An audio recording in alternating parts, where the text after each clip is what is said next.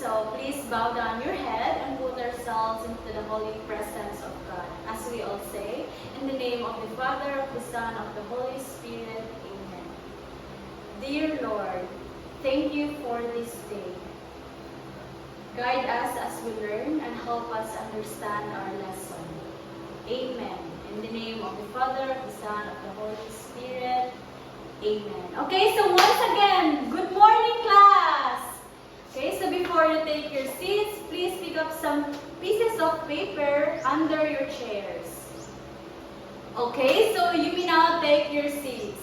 Before we start our lesson, I have here 5 classroom rules. Okay, so the first rule is listen when someone is speaking. So you must listen carefully when someone is speaking here in front. Understand? Okay, so the second rule is raise your hand to answer.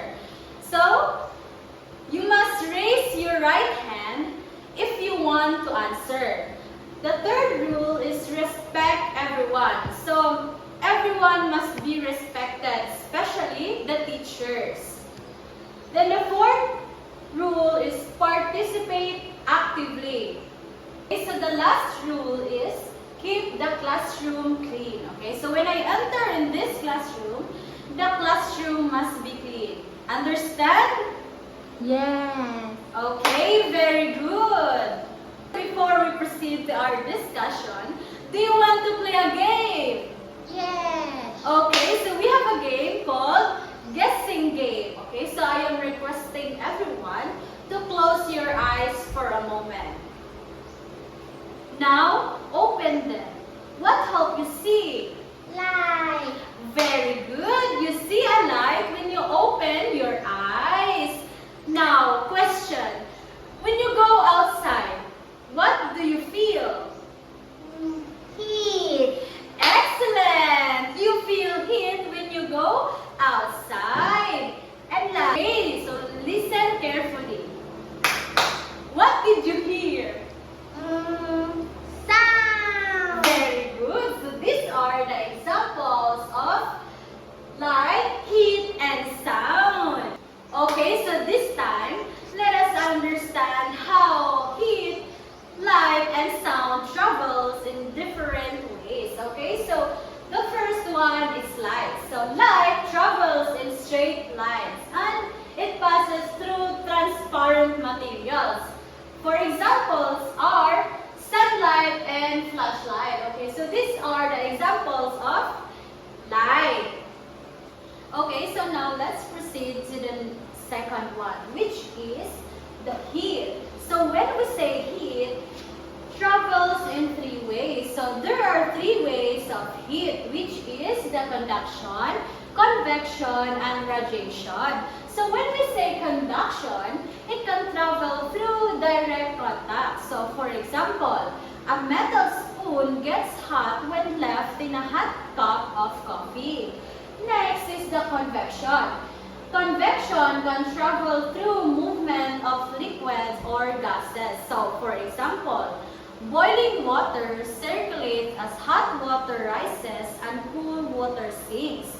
So the last is the radiation. So when we say radiation, can travel without contact or without direct contact. So for example, heat from the sun gets warm in your skin. Okay, so these are the examples of heat.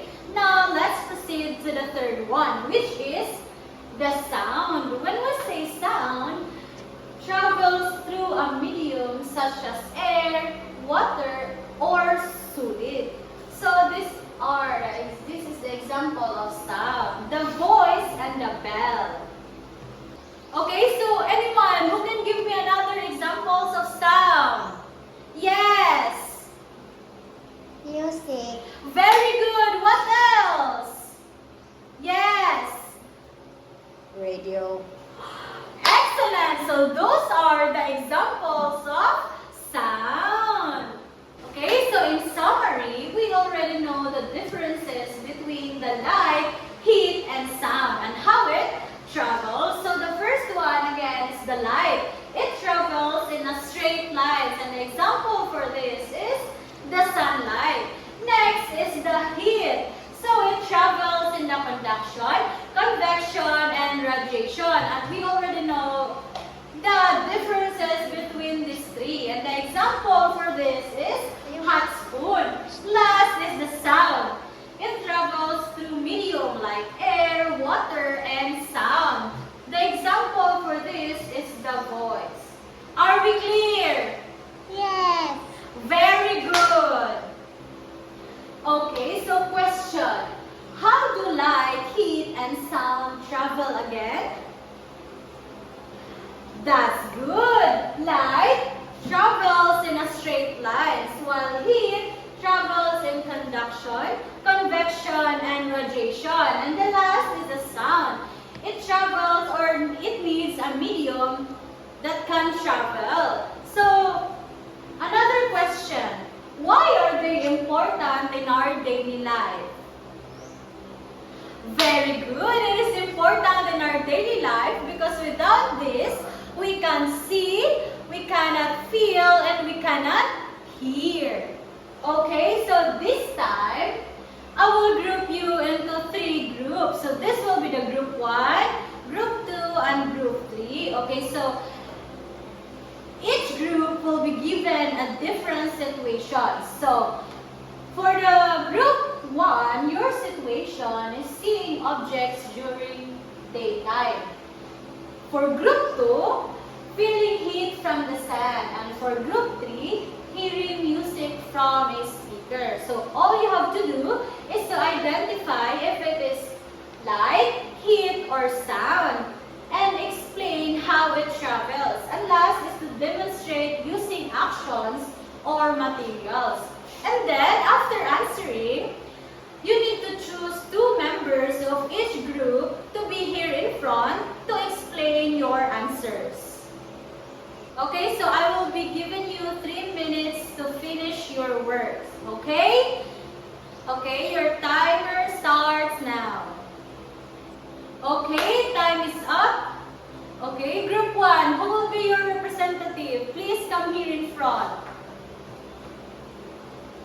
Very good, group 1. So the group 1 see a light during daytime and it travels in a straight line and they demonstrated using flashlight. So let's give a 5 clap for group 1.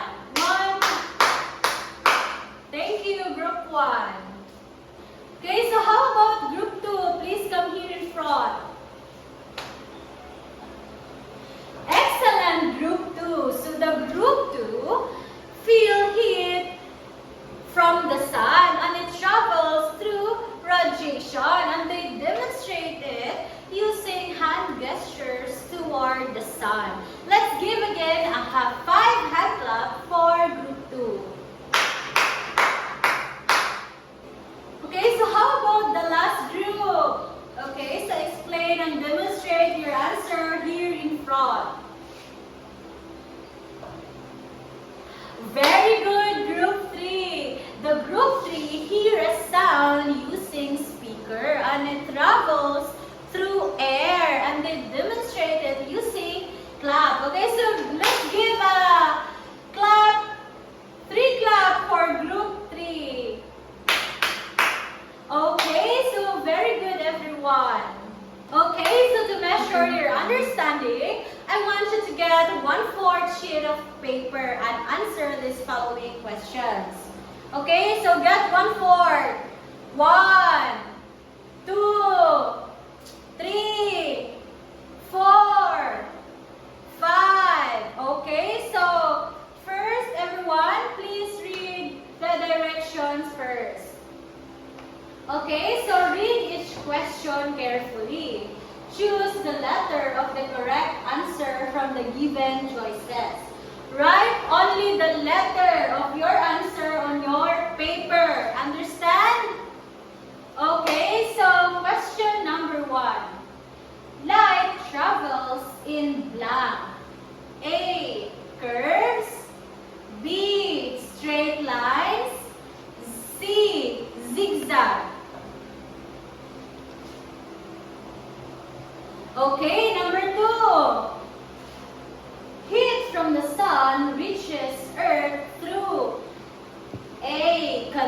conduction, B. convection, C. radiation. Okay, let's proceed to number 3. Question number 3.